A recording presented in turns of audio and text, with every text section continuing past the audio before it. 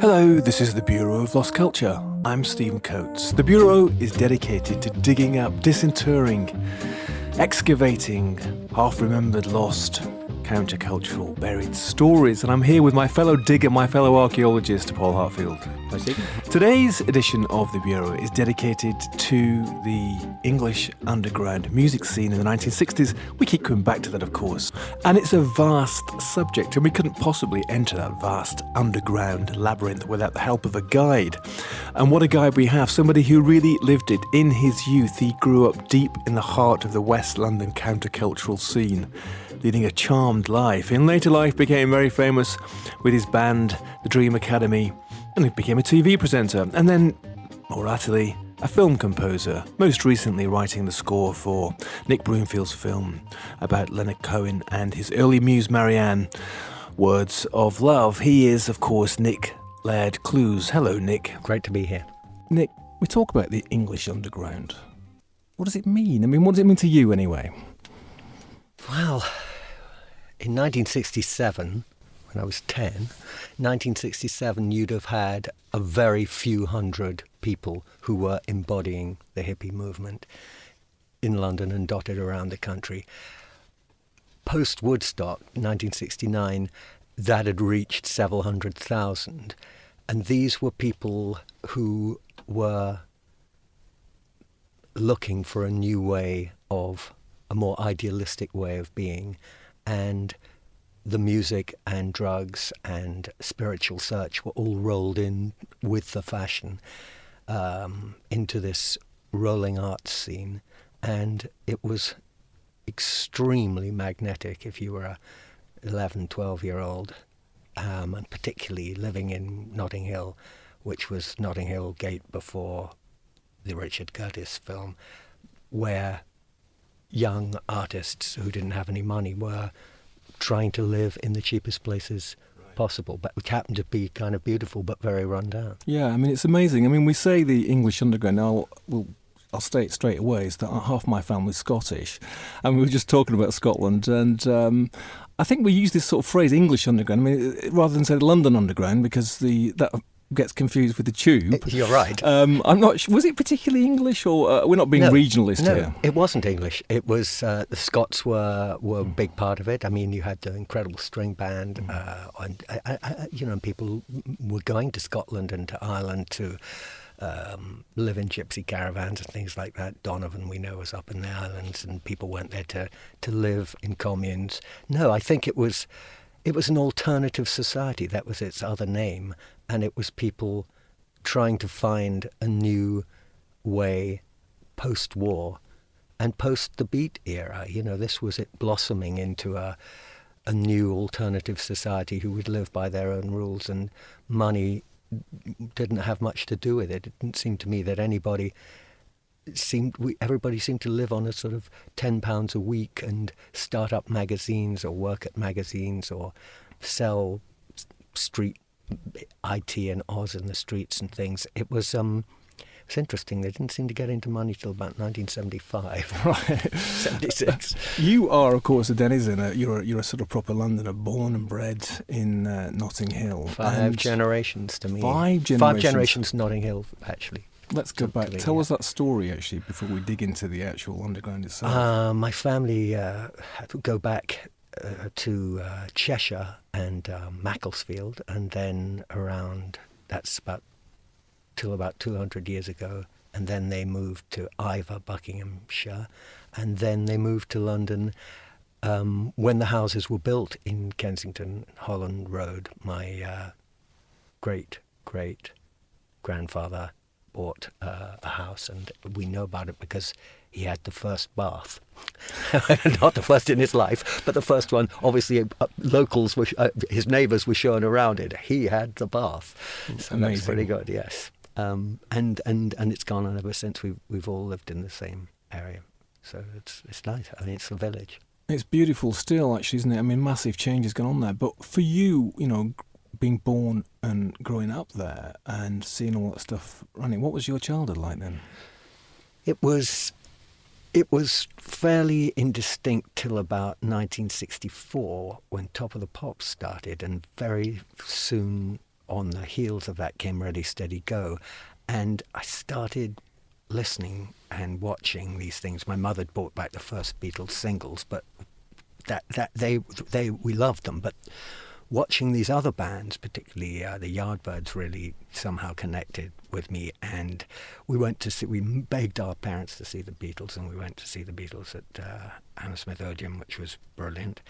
And from then on, it was really, we were up and running. And I think then people had talked to you about Carnaby Street, and you'd go there and see that. But as I got to about 11, 12, Kensington Market was the great place. Everybody, Freddie Mercury worked in Johnson & Johnson on the first floor. Downstairs was a brilliant record store where they'd play the New Doors albums and things like that. And slowly you could see things changing in Notting Hill Gate itself, where the Pizza Express is now. There was a place called the Golden Age of Gingerbread, and it was purple, and it had rainbows, those stylized rainbows, those pop-art rainbows. They were all around the wall, and long-haired, bearded folk were serving your Coca-Cola or whatever it was. I don't think it was quite brown rice by then, but you could feel that something was changing. Then by 67, you saw Sid with the Floyd playing See Emily Play on Top of the Pops, and I mean, it just was so appealing, and something was happening, and I just wanted to be part of it, but I couldn't. I was too young, so I got as far as I could. We sat outside Apple. That was fantastic. We got as close as we could.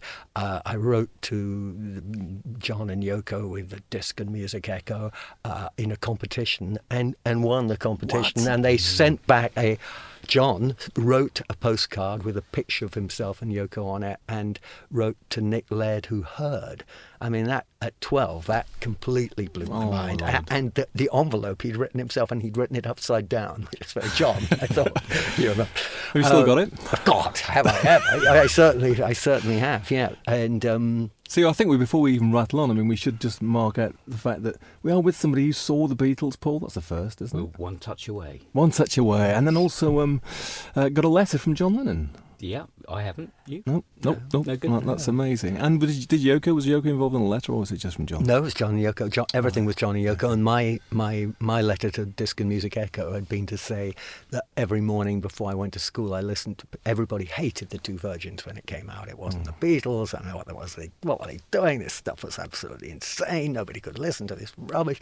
So I'm part of. What do you think to the young folk who read Disc and Music Echo? And I'm listening to it every morning before I go to school. Do you remember what number it was? I have a collection of that. I'm going to have to dig it out. I'll have a look. Yeah, I'll have a look. Yes. Okay. Yeah. So you could actually, that's amazing. I'm just goggling at the fact that you could write a letter via Disc Music Echo and it would actually find its way to John Lennon. So amazing. Anthony Fawcett, who was his PA at the time, always looked after him in some way, who I got to know later in the 80s, he said to me, of course, I said, do you think John actually wrote the letter? He said, John wrote everything. The point is, by then, the English underground, what was so wonderful about it, through the psychedelia and acid and all the things, and, say the Alexandra Palace, the Technicolor Dream and everything, everybody was on the same playing field. And so the underground, you remember there's only a few 100,000 of these people in the whole of the British Isles.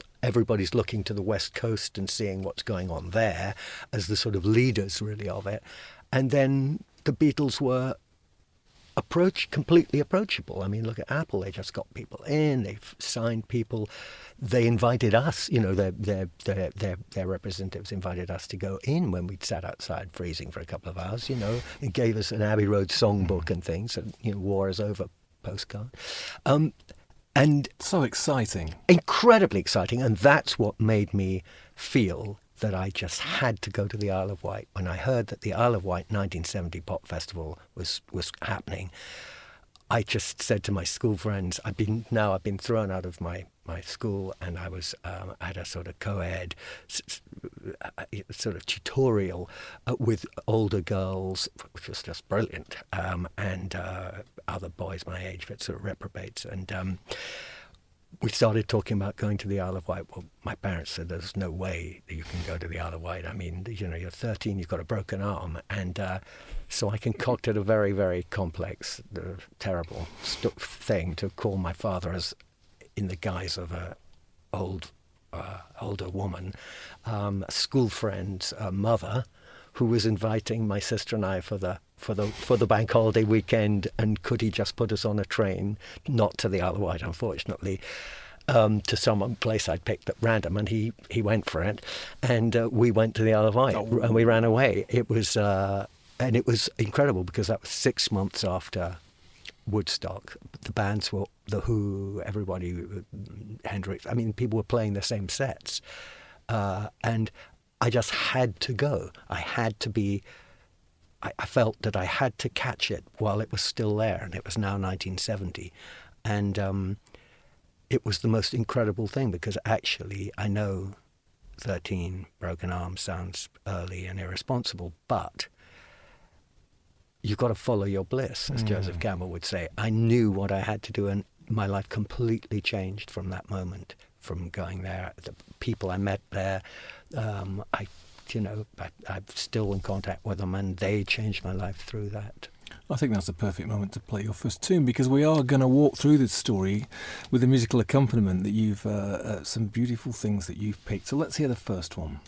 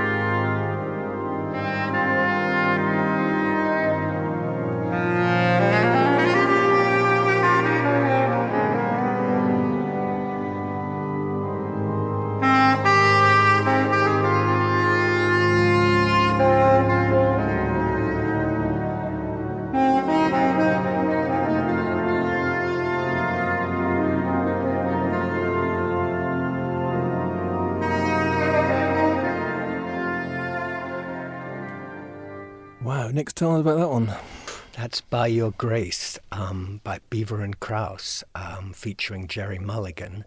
It was recorded in Grace Cathedral using the actual reverb of the cathedral in San Francisco, the huge reverb. And Beaver and Krause were electronic music pioneers who had made the first synthesizer albums, not Wendy Carlos, but they were real pioneers. And they recorded this on their album, this is called By Your Grace, and I think it's Sanctuary, I think the album's called, and A Wild Sanctuary. And when I got back from the Isle of Wight, I started going to the Roundhouse. Every Sunday there'd be something called Implosion, and Jeff Dexter was the DJ. He'd been the DJ at Middle-earth, Joe Boyd's club, where the Floyd, Soft Machine and everyone had played.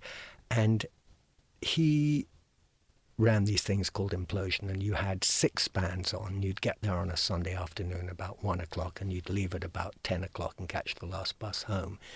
And everyone was there. You later found, Jeff Travis from Rough Trade. We were all kids. Mick Jones, very much in my scene there. A huge Mott the Hoople fan. Lots and lots of people.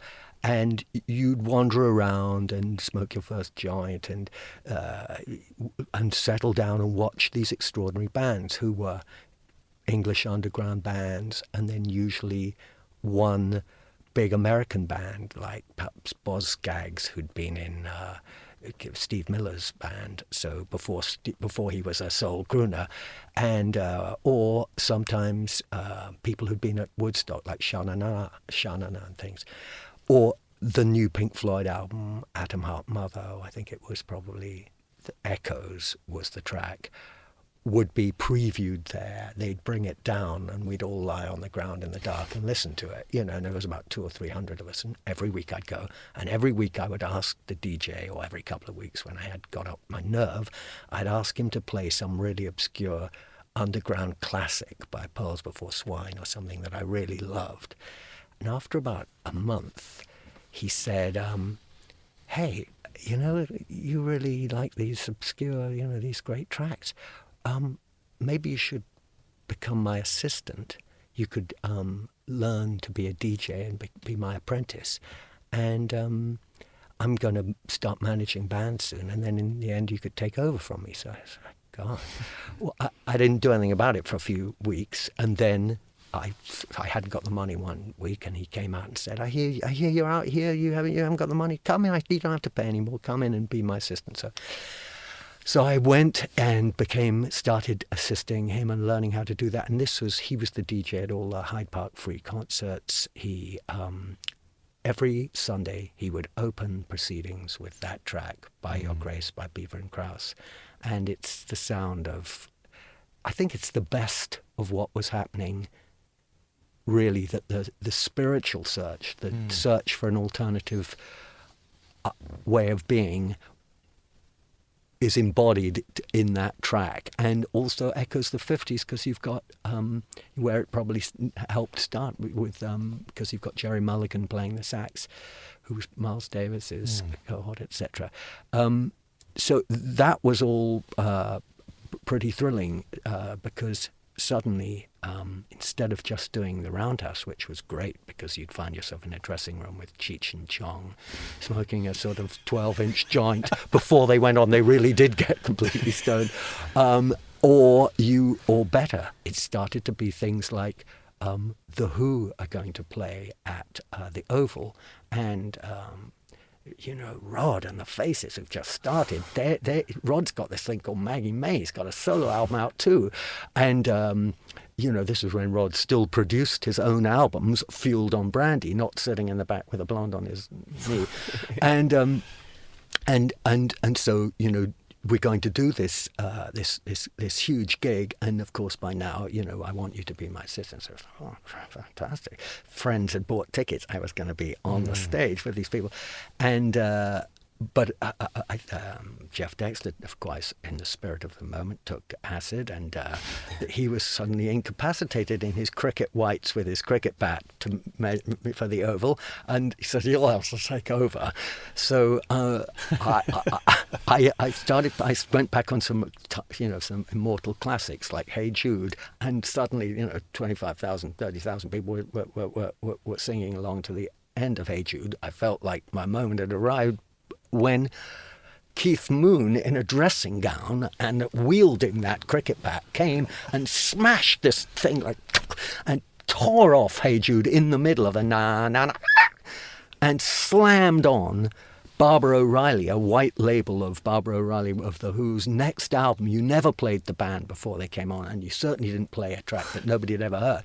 And he slammed that on, and I fucking take that. So it was like, and on it, ding, ding, ding, ding, ding, ding, ding, ding, ding, and so that was very exciting. And okay, that was exciting, terrifying. Standing behind, the Faces had a bar on stage, which was great, and they were just amazing. And Rod was now singing Maggie May and things. It was fantastic. But when the Who came on, it was it was Pete in his white overalls and then playing the SG, and at the end of the set, he smashed the SG, and I was standing behind the amp, and Jeff Dexter said to me, "This is the greatest rock and roll band in the world," and they were incredible.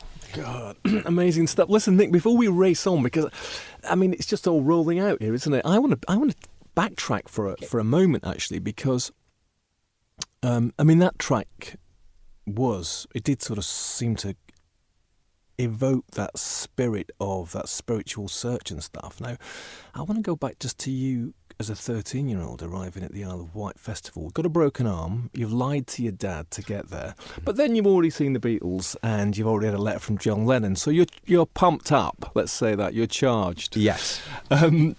What was that like being at the Isle of Wight festival? I mean, was it nuts?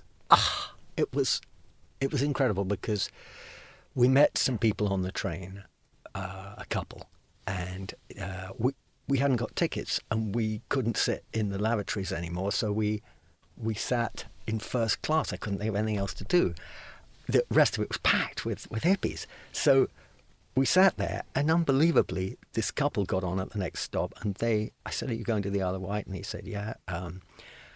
And then we started talking about the new Neil Young album, and I said, "Oh, yeah, but I mean, that second guitar solo on the fourth track side." And he said, "Hold on." I went, "Yeah, that's right. That is the best solo."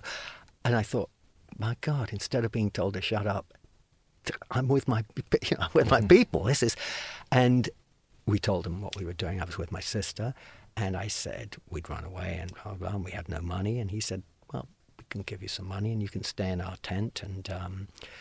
And we did. And the first thing that happened when we got there was, it was incredible. You arrived and everybody was hiding their dope because they were trying to get on the ferry and the police were busting people and things. And we got there, they set up their tent, and we went straight into the auditorium. The festival site. Being that I was so small and have never seen so many people, I thought these were coloured rags. I couldn't work out this predominantly blue from the denim and then these other colours. As we were approaching the site, it was like, I just thought, these are coloured rags. What is this? And then it became clear these were people. We get in there, and the first thing that happens is it's pitch black. We're standing there. Everyone's the stage is over there glowing. And it's like, ladies and gentlemen, instead of, Freddie and the Dreamers or something, hello, Isle of Wight, the Doors! And bam, they run on, and it's like, God, they kicked into what was an incredible set. Jim, big beard, crisp white shirt. People say, "Oh, he's put on so much weight, man. He looks so bad." I saw Jim backstage. There was a lot of that kind of talk. But when you see the film and the footage now, he looks like a god. He's fantastic, So that was what it was like. And the next morning woke up and suddenly it was Donovan doing his thing. Then it was, but he was quite a countercultural figure. And then Tiny Tim appeared in a balloon across the fields. He was a hot air balloon, and that's how he came onto the stage. And then Free. Now, I can't tell you, Free were some... You knew of them from Ireland, but they hadn't got All Right Now, or it was very new if it had. It wasn't what it was. And suddenly they come on in the afternoon, and suddenly it kicks off, and that's incredible solo and things. It's just, my God, you were witnessing something so amazing. So it was brilliant, and then it went on, and the Who, and it would then suddenly, very important, the countercultural movement were Hawkwind and Pink Fairies and people in IT, Mick Farron, the Deviants. They were playing outside the corrugated iron wall. Because they were not on the official bill, so they'd sort of, in the spirit of the times, they'd turned up to do a sort of free festival outside the gate. You got it. And they were White Panthers, and they said, this should be a free festival. Tear down the walls, tear down the walls. And by the third day or the second day, they tore down the walls, and it was a free festival. And that edge, as you had to go through them, very, very young, very small, it was not a loving vibe. It was a tough. You knew that this could be found. Also, the angels were everywhere, Hell's Angels, and that always gave you a free song of slight fear, though people felt they were protecting us. But and they probably, I think, bit of both. So then it was a free festival, and then it went on all night. I couldn't stay awake for Leonard Cohen. He came on about 5 a.m. But the next day was Hendrix, and I just remember thinking, this isn't any good. This isn't good. He's no good. How can this be? He looked great, but he kept saying, as he played, and people were going crazy, he kept saying this fantastic sort of I guess, a sort of blues thing. I ain't came yet. I ain't came. Not I haven't come yet, but I ain't came yet. And that was like such an amazing thing because he just kept saying it. No, don't applaud it. I'm not there yet. No. Right. It was amazing. And he was dead within a month or something. So that was amazing. It was interesting to know, to feel fully that he wasn't present. Anyway, that was it. I got back and the police had been called. Right, yeah, I was going to say, so you got back, how's the arm?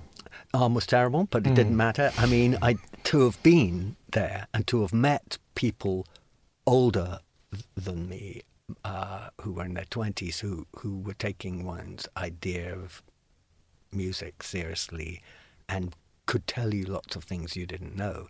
It was the beginning of a fantastic journey. I mean, that guy is Gary Kahn. He was my best man at my wedding about 15 years ago. So, I mean, still is great friend. I mean, so like a proper awakening then, right? Totally. Amazing.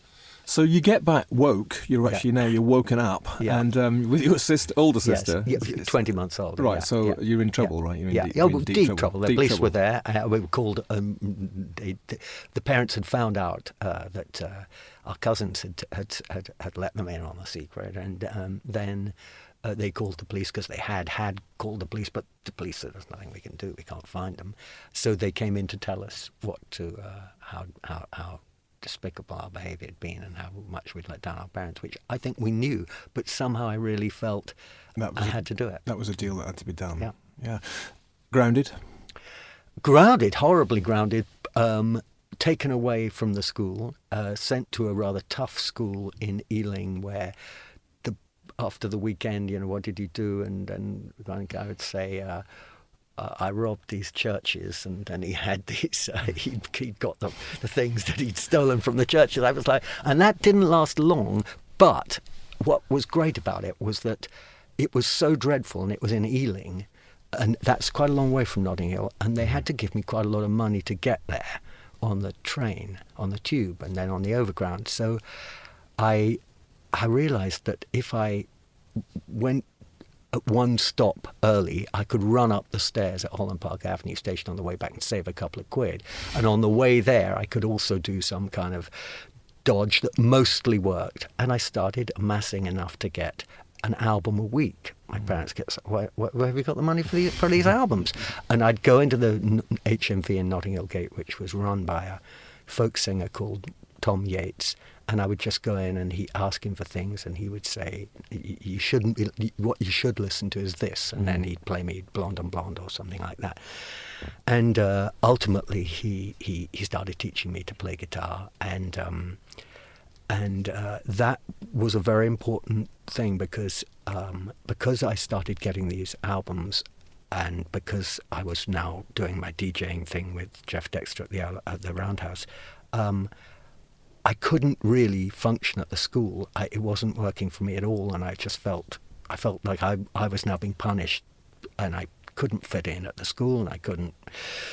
So I started, like you do, not going into school. So I'd get on the Circle Line every morning, and I'd go round for a couple of times. That took an hour when it still could be the Circle Line, or it took an hour each time, and then I'd pop up in Notting Hill Gate when everybody I thought was safe to go, and go straight into HMV Records and start listening with him. So you get your own education in, right? Fantastic. I learnt more from a 3-minute record than I ever learned in school. It's one of those. But then what happened was I started reading the underground press, and I started reading Oz, mainly because it had a picture of Mark Bolan on the front saying Parents' Guide to Drug Abuse, and it showed all the things that meant that he was a cocaine taker, it said. And they found that in my school desk, and they threw me out of school, and my parents couldn't get me in anywhere because it was just coming into spring. And they said, all right, you'll have to take the spring and summer off, and we'll start somewhere new in September. And this was incredible. You were like, oh, really? This was incredible because it was. I'd started going into Oz magazine, and they'd allowed me to sit there. This was before the obscenity trial that was coming up, and I just would sit in there and hear them all talking about music and things, and slowly they let me be part of it enough to talk about when the trial was coming up. Would I be part of this thing called Friends of Oz, which would do some situationist protests on the street? Could I be part of it as I was a kid? And this was a school kids issue. As I was a school kid, and I'd been thrown out for having Oz.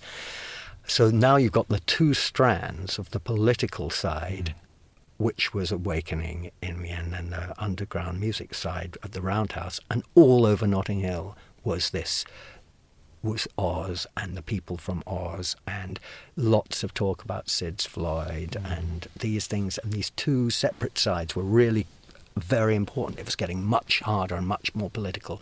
The acid things had dropped down, and there were now different tribes. And one day at the Roundhouse, I went there, and the second band on in the afternoon were Kevin Ayres and the Whole World, and he had Lol Coxhill, the great saxophonist who was immortalised in Joni Mitchell's For Free. He was the one-man band on the quick lunch stand playing real good for free, and the guitarist was 15 years old, and he was Mike Oldfield. And Kevin came on, and he did this fantastic song for Insane Times, which I think really sums up the.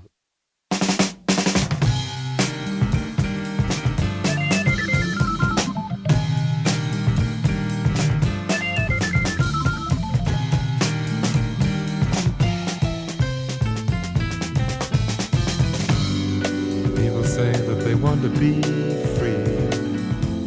They look at him and they look at me, but it's only themselves they are wanting to see, and everybody knows about it. We talk all night and we're all turned on. Everybody heard him singing his song, telling us there was work to be done, and we all sung the chorus of I Am the Walrus. Yes, Disneyland has come to town. Everyone's dressed and standing around. Alice is wearing her sexiest gown, but she doesn't want you to look at her.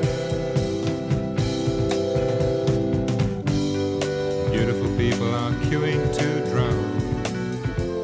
They wait for the lifeguard to put on his crown, but he's up at the other end of town, trying to talk to the mirror.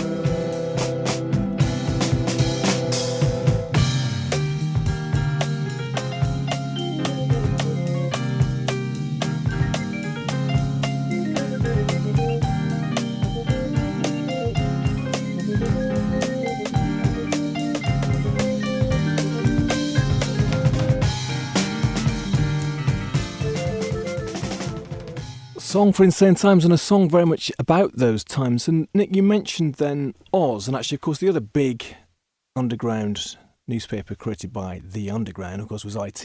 And we're just going to have a little intermission here where Paul is going to read to give us a flavour of the times, a couple of small ads from IT. Two guys willing to do a little work in exchange for accommodation. Little bread, plenty of dope. But alas, anything considered, Judd, 16 Fairfield Avenue, real. Is there a chick in Oxford who would share her pad, her life, with a pleasant freak? Student, age 21. Wanted, commune for a chick and her cat. P.O. Box 12218. Cold blue tits. Bird lover has pad for a petite chick. P.O. Box 122. Fantastic. I think that helps sum up how wonderfully inclusive people were. You know, I was a kid and they allowed me in. These people were all, if somebody wanted somewhere to crash, or, you know, it was a idealistic time. I mean, of course it didn't last, but it was fantastic. I mean, it's quite moving in a way. I mean, they're sort of funny because this seems so out of our time, but there is, you put your finger on it, there's something precious about it, isn't there? Because that was a time when even a brief ad like that, commune sort, you can imagine people thinking, yeah, we've got that, we can offer you that, come and live in this place in Notting Hill or whatever it is, and we were sort of laughing earlier about the lingo, the kind of the bread and chicks and stuff like that. Pads and stuff like that, and crashing. But that was the time, wasn't it? I mean, do you remember that? And did you feel that? Yes. The words were fantastic, and then of course some of them have stayed and became used by bankers. Rip-off was from the Fabulous Furry Freaks. That was a R. Crumb comic that was serialized in Oz and International Times in IT, because the hipsters on the West Coast, they didn't mind sharing their shit either. I mean, it was this wonderful thing. I've got to say, though, I've focused more on English music because that was what I was seeing here, but everybody was listening to American music, and it had moved from the wonderful bands like Love and the Airplane and Doors, and everybody had seen them at the Roundhouse in the sort of 68, which I obviously hadn't. But now, so much of it was, I think the feeling was it was driven from the West Coast, but Britain had its own scene, and was now flowering in its own way. That was. But there was a feeling of a joined-up commune throughout the world, really. Yeah, that's an amazing thing, isn't it? That sense of the underground is not constrained by national borders. It was a global movement thing. On the subject of international times, Barry Miles, who we've done various things with, he tells us. I still love this story. He said that he grew up in Cheltenham or Cirencester or something, somewhere out in the Cotswolds anyway. And of course, he, like you, he wrote a letter to William Burroughs and got a reply. Yes, you do. As a sort of 15-year-old, and then he wrote to Ginsberg and stuff, and they all wrote back to him from City Lights and stuff, and then he got on the bus from Cirencester to London, and he knew he was a bookish kid, and he knew that he wanted to work in a bookshop, so he got off the bus at Tottenham Court Road and walked down Charing Cross Road and went into a bookshop and said to the guy behind the counter, I'm looking for a job. Do you know anybody who's got a job? And he said, you can start now if you want. So he started work immediately in the bookshop, and he went out at lunchtime and got himself a flat on Dean Street. Fantastic. But he said there was no electricity in the flat. Right? He said, and things Soho at that time, where we are now, which is now super expensive and corporate, then very cheap to live. Yep. Nobody, as Miles said, nobody had much money, but then nothing cost very much. Right. That's right. A house, one of those giant houses in Ladbroke Square, which I think in Notting Hill, which was probably the highest real estate in the world, in Britain last year, was 25 grand. But of course, no heating or anything. But right. There was no property boom. People didn't own houses. Some people did, but they bought them for about 3 or 4 grand. Most people had a bedsit somewhere.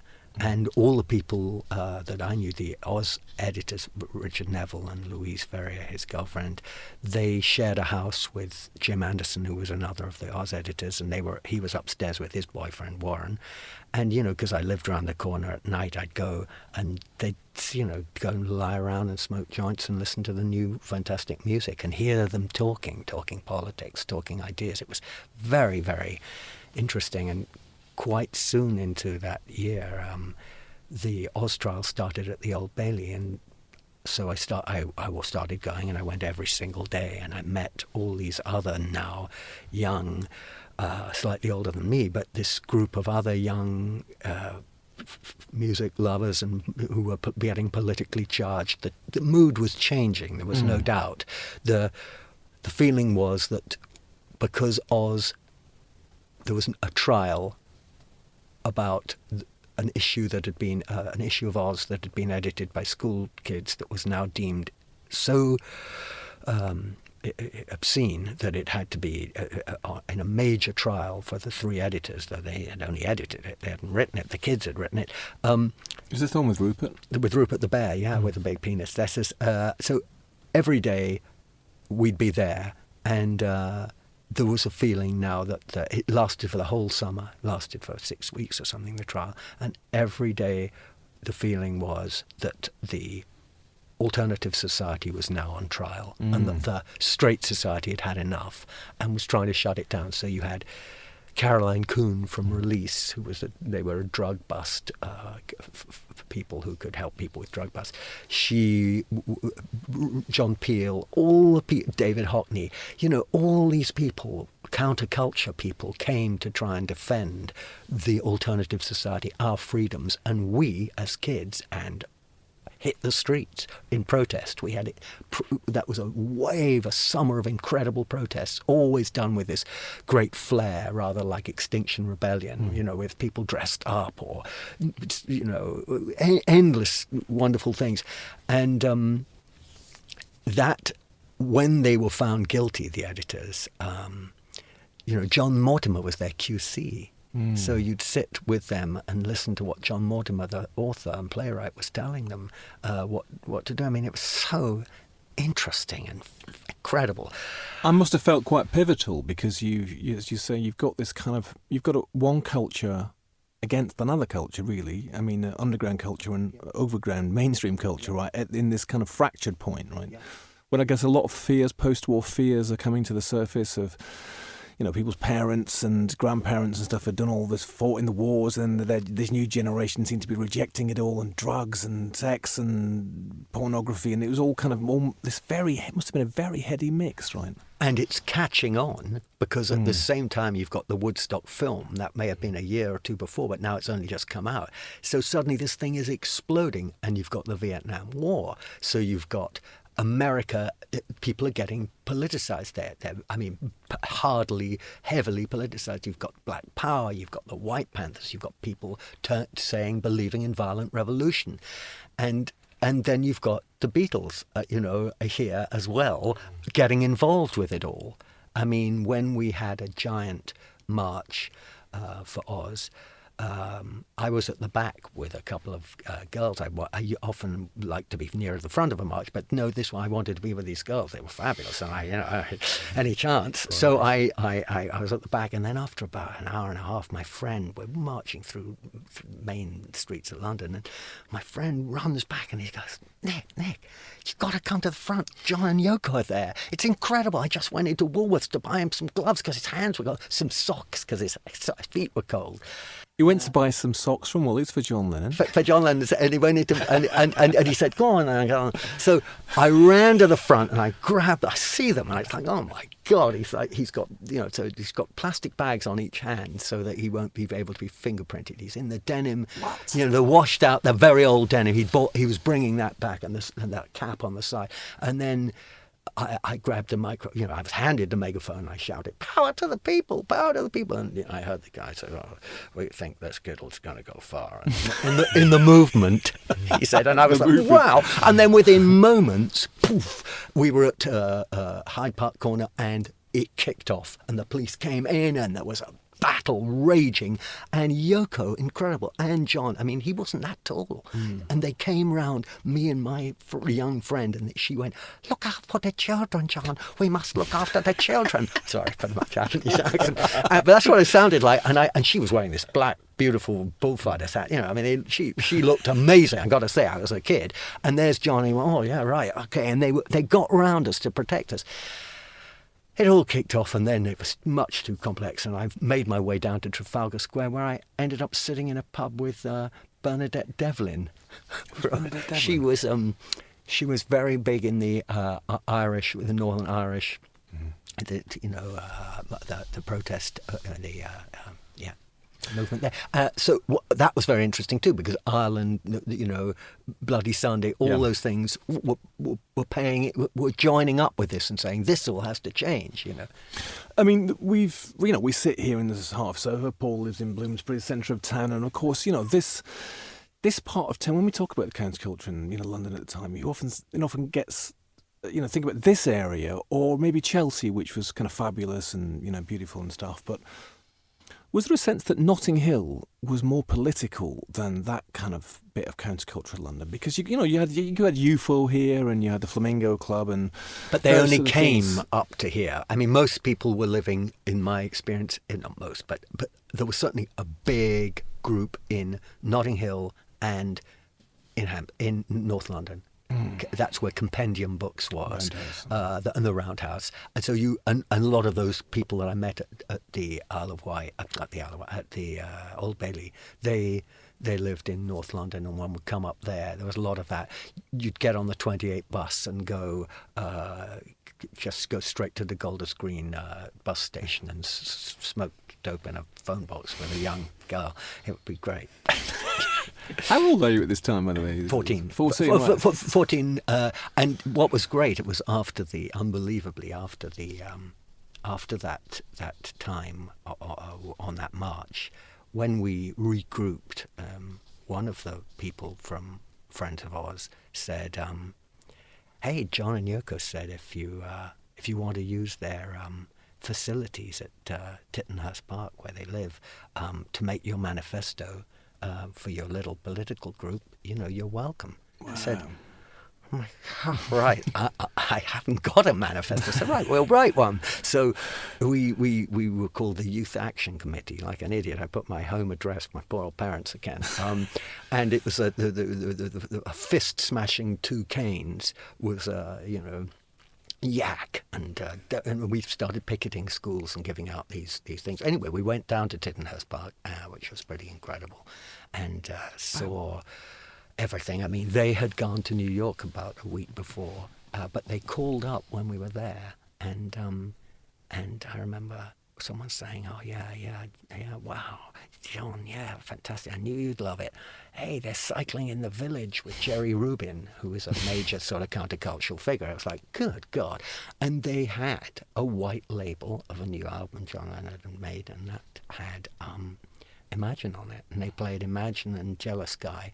And it wasn't until 6 months later when I got the album that I realised that whistling on Jealous Guy wasn't everyone in the room, because they all did it, because they all knew it. That was amazing. That really was incredible. And seeing the way he lived there, instead of Tittenhurst Park over the skyline, the thing where you'd have the name of the house or the number, he had "This is not here." It's like, fucked with a young brain. It's like, right, I'll work on that. Were you? You're a kid as well, so this is an odd question, I suppose. I'm just thinking, because I grew up in Bolton. What about you, Paul? Where are you when you're 14? When I was 14, I was in Raynham, deepest Raynham, Raynham, in Kent, yeah. not Essex. But in Kent. So the thing is that were you aware that this was extraordinary times? Were you aware this was extraordinary experiences, or was just like, okay, this is the world? No, I was completely. I felt that I'd seen these things on the television and in the magazines that I read as I was like 10, 11, 12, and then I wanted to. I more than wanted. I'd really taken it in deep. I'd listened, probably like all of us, but in the dark for hours, listening to the hidden messages in the songs and what it really was. I read everything about it, and then I felt that from this cataclysmic thing of running away to the Isle of Wight, it had opened up, and suddenly I was part of it. It could have gone incredibly wrong. People have always said that, but it didn't. It wasn't. And I was in some pretty dangerous situations. I had to learn quite quickly because I didn't realise, it's interesting. That summer rolled on, the Oz editors got released on appeal, and the sentences were quashed. And now Oz moved to another premises in the West End, and the things started to change, and you could feel that the counterculture was breaking down into tribes, not the loved post-67, but now there was a harder edge, and harder drugs were coming in. And into this, in 1972, so when I was 15, into this world came the buzz of bands like the MC5 who are going to play Kick Out the Jams, and they arrived and everybody was there. And then the big one, the mother lode, which was the Grateful Dead are coming. Now, if you don't know the Dead now, what they meant then was they were the entire movement in one way, and everyone was there. They played at the Lyceum, where my father had proposed to my mother. And the Dead always played for 6 or 7 hours, and most people were on acid. Imagine, at 4 a.m, they opened the roof of the Lyceum, they rolled it back, and the Dead was still playing. Okay, maybe it was 2 a.m, but we were all there, and it was, how would they... What about the noise? What about the local people? And they, the thing about the Dead is it doesn't seem to me you can really pinpoint them with one track, because you have to be there for 3 or 4 hours before Jerry would open up and then be the equal of Jimi Hendrix. He would take you into the universe with his playing. I mean, he would literally open up this thing, this seam that no one really was ever capable of doing in the same way. But when they arrived, it became clear it wasn't an acid thing so much as it was a cocaine thing. And suddenly the words about the cool people were starting to take coke. And their new album, Working Man's Dead, had this song, Casey Jones, on it, which sort of nailed where it was coming from, a harder groove and a different sounding voice. Driving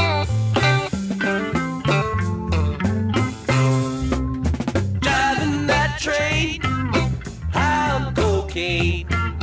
Casey Jones, you better watch your speed.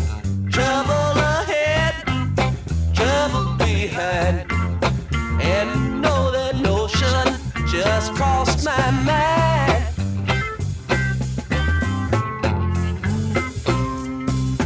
This old engine makes it on time. Leaves Central Station about 8:45. Hits River Junction at 17:2 at 9:45. You know it's traveling with you. Driving that train, I'm cocaine. Casey Jones, you better watch your speed. Trouble ahead. Nick, the Grateful Dead, I mean, and you're saying, I mean, so cocaine, so the drugs are changing. I mean, there is this sort of version of the counterculture, isn't there, which says that you can trace the movement of music through the kind of drugs that were around. So early 60s, you've got speed and the beats, and then weed, or dope as it says, comes in, and it all gets a bit more flowery and hippie. Acid, and it starts to really expand and burst outwards. And then of course smack and heroin, which starts to turn darker. And then in the 70s, along comes Bolivian marching powder. And what difference did that make, do you think, then? I think it definitely changed the music. I mean, the coke it would obviously make you want to listen to different grooves. You wouldn't be lying around in the dark quite as much, and it was prevalent in. I remember something that was played a great deal at the time, which really was always being told as the sound of cocaine, was Sly and the Family Stone, and everyone was listening to that. There's a Riot Going On, which had Family Affair on it, but they were not only listening to that, but they were listening to the sound of the grooves. And I think You Caught Me Smiling Again, I remember them playing that at John Lennon's house down there. Oh, right, so that's the first place that you heard it, is it? Yes. Right. So he was into that stuff, was he? Well, they were. Oh, The countercultural people who... He was very involved in the political scene, so he was... Not only was Paul McCartney helping with IT, but John Lennon had done a benefit for Oz. He hadn't done a benefit. He'd recorded a track, God Save Oz, and was putting his weight behind it and was bankrolling various political groups. It's interesting because we had Twink in here, and and drummer for Pink Fairies and stuff, and he was saying that you can't overestimate the impact that the Beatles and Lennon in particular had in coming to London. I mean, he was talking about the fact that, because you hear so much about the Beatles, and he was saying that you can't actually overestimate it. It was the fact they came from outside, so they're outsiders from Liverpool. They come into London. I mean, apart from the Beatlemania and all that stuff that's been going on, but they seem to have had this massively kind of charging, energising effect. Is that right? I mean, incredible. I mean, because every record that came out was a huge leap forward. The fact that they were around in London. The fact that when the hippie thing, when the countercultural started, your point is so right. They resisted Beatlemania. They resisted it, they transcended it, and when Sid's Floyd were playing in Abbey Road, they went and sat in and listened to it. They went to see the Floyd play at the Alexandra Palace. John on Acid, the famous scene of him wandering around with John Dunbar, who started in Decca with Miles and who was Marianne Faithfull's husband. You know, they were completely in the scene, and they always said, look, these weren't our ideas. We were taking these things and funneling them and channeling them, and so we got that. And they were such incredible conduits. So it seemed to be that, you know, from Sgt. Pepper to the White Album, it's exactly how things were changing.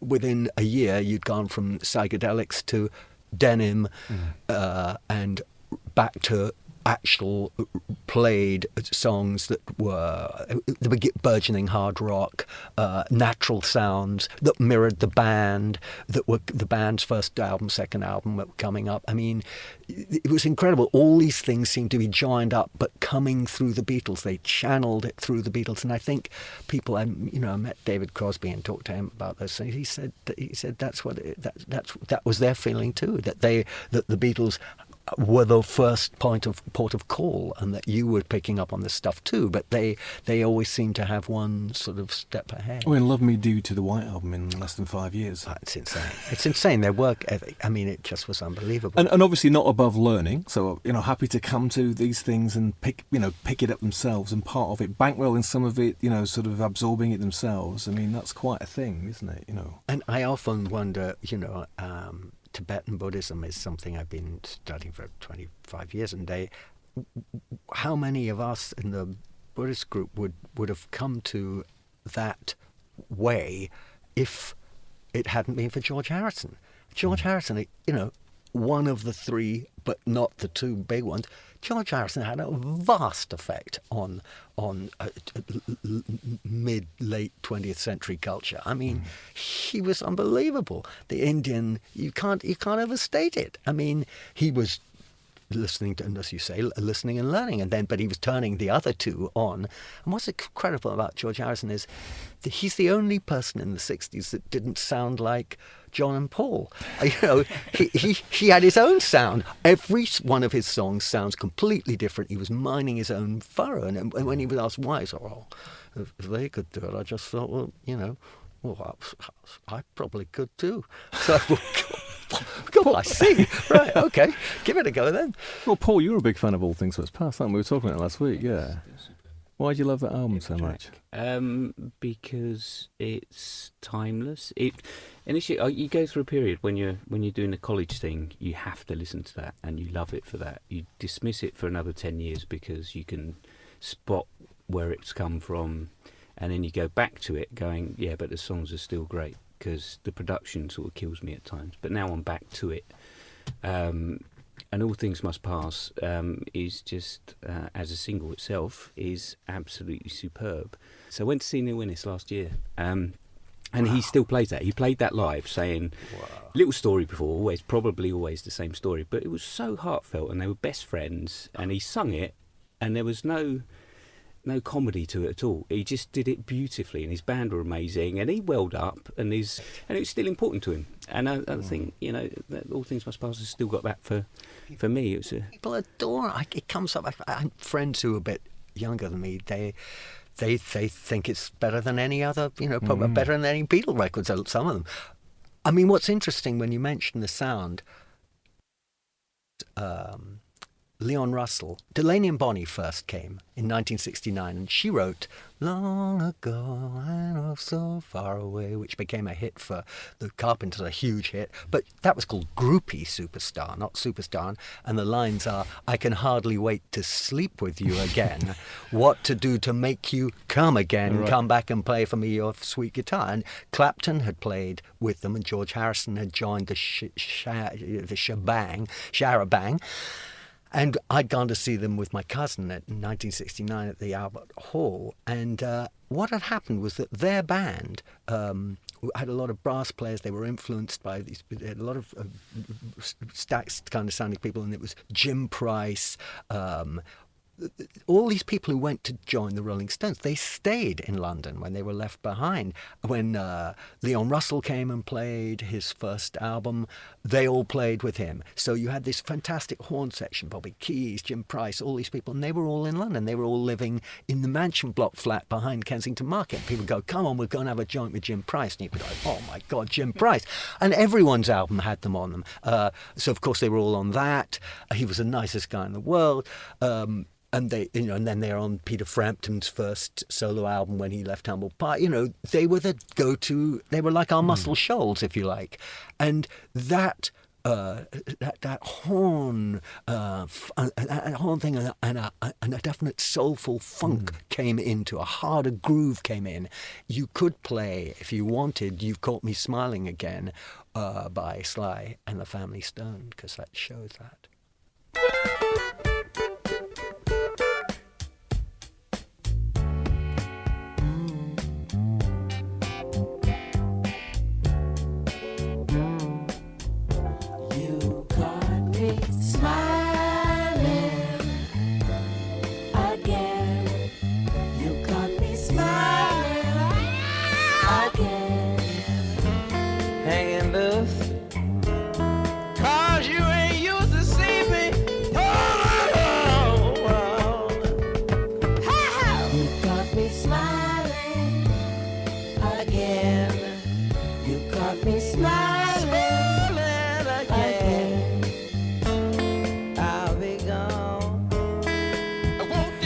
Sly and the Family Stone.